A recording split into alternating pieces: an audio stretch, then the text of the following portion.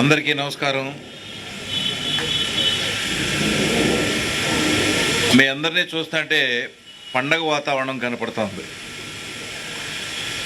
ఇలా అరేంజ్ చేసిన మా విజ్జికి నిజంగా హ్యాట్స్ ఆఫ్.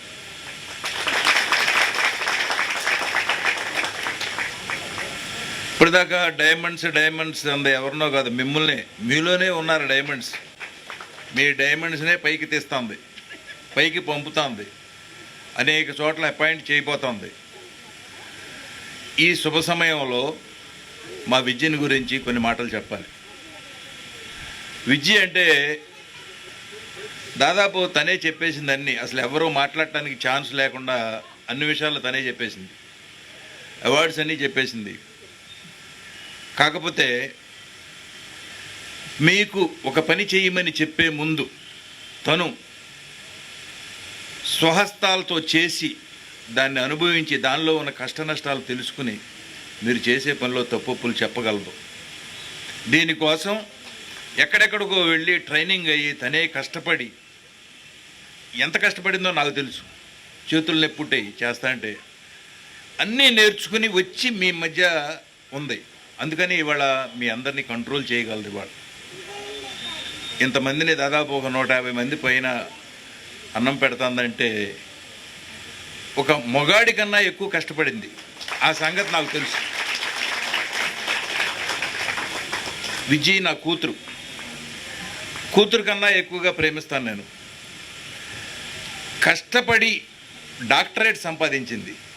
ఆ సంగతి మీ అందరికీ తెలిసి ఉండకపోవచ్చు. ఇవాళ తను డాక్టర్. దీనిలో నిష్ణాతురాలు అయిపోయింది. దీనిలో ఎక్కడ ఏ ఫాల్ట్, మీరు తల దూవటంలో తప్పున్నా కూడా వెంటనే పిలిచి తిడుతుంది. ఏమిటి అలా దువ్వావు, రంగు అలా వేసావు, ఎందుకు అలా వేసావు, ఎక్స్ట్రా వేసావు, ఇది తీయండి, అన్నీ తను చెప్పగలదు. ఎందుకంటే నేర్చుకుంది ప్రతిదీ. తను ఒక డిక్షనరీ అయిపోయింది మిర్రర్కి. ఈ మిర్రర్స్ స్థాపించి మీలాంటి వాళ్ళందరినీ తయారు చేసి తను ఇంతవరకు సుఖపడటం నాకు తెలియదు. ఎప్పుడు 24 గంటలు కష్టపడుతూనే ఉంటుంది. దీన్ని ఇంకా ఏదో చేయాలి, నెంబర్ 1గా నిలపాలి.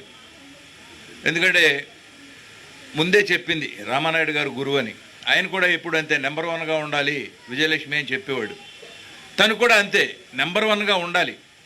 నేను ఎప్పుడు నెంబర్ 1గా ఉండాలని అహర్నిశలో కష్టపడుతుంది.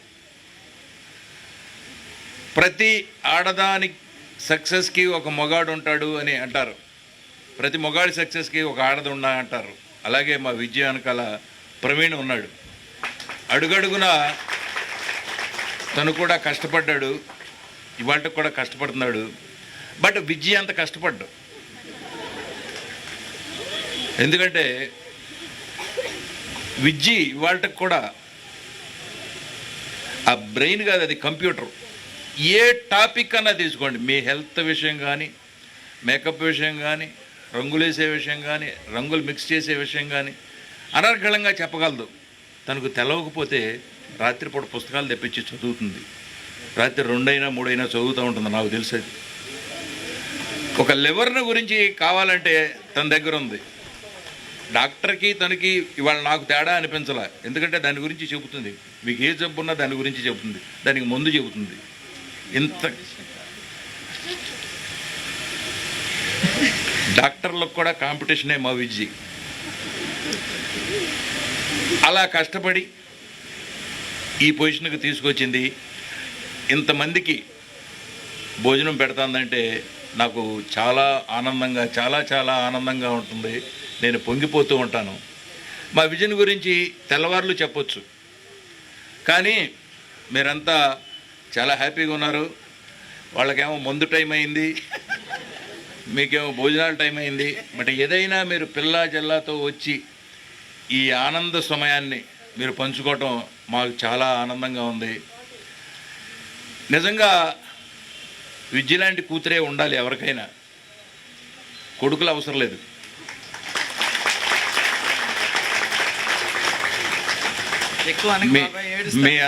మీ అందరి సంతోషం ఇలాగే ఉండాలని మా విజయ్ నుండు 100 ఏళ్ళు ఇలాగే ఇంకా ఎన్నో రెట్లు పెరగాలని, ఎన్నో అవార్డులు అందుకోవాలని ఇలాగ మీలాంటి వాళ్ళందరినో పోషించాలని ఒక ఆడది ఒక 150-200 మందికి భోజనం పెడుతుందంటే ఇది మామూలు విషయం కాదు, చిన్న విషయం కాదు, చాలా గొప్ప విషయం.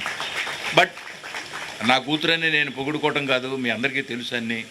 బట్ ఏదైనా కూడా ఉంటే ఇలాంటి కూతురే ఉండాలి. మా విజ్జి, ప్రవీణ్ ఇంకా ఎంతో ఎద్దుకు ఎరగాలని. వీళ్ళకు ఒక బుడ్డాడు ఉన్నాడు, వాడు చదువుతున్నాడు బాగా, వాడు కూడా బాగుండాలని, మీరంతా బాగుండాలని, మీరంతా ఇలాగే మా విజ్జికి తోడ్పాటుగా ఉంటూ మీ పనుల్లో విజ్జికి పేరు రావాలి, మీకోసం కాదు, విజ్జికి పేరు రావాలి, మీ మిర్రర్స్కి పేరు రావాలి అని ఇంకా కష్టపడి కొత్త ప్రోడక్ట్లు ఏమైనా చెప్పండి, కొత్త ముడులు వేయాలంటే చెప్పండి, కొత్త గెడ్డాలు చేయాలంటే చెప్పండి, గెడ్డాల్లో షేపులు చేయాలంటే చెప్పండి, తను ఒప్పుకుంటుంది. చేసి మీరంతా ఇలాగే సంవత్సరాల తరబడి నవ్వుతూ చేస్తూ ఉండాలని నేను మనస్ఫూర్తిగా కోరుకుంటూ మా విద్యని భగవంతుడు కాపాడాలని ఆశీర్వదిస్తూ నేను సెలవు తీసుకుంటున్నాను.